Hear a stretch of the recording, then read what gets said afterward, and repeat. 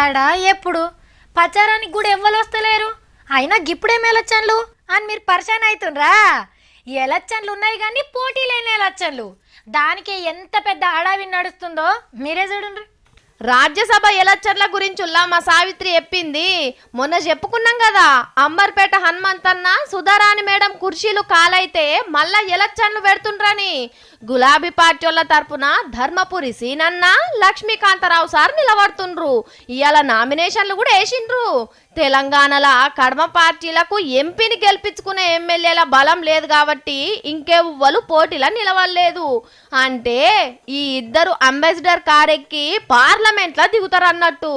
ఇక ఆంధ్రాకెళ్ళి రైలు బండ్ల మంత్రి Suresh Prabhu sir, Sujana Chowdary sir, TG Venkatesham sir nomination వేసిండ్రు.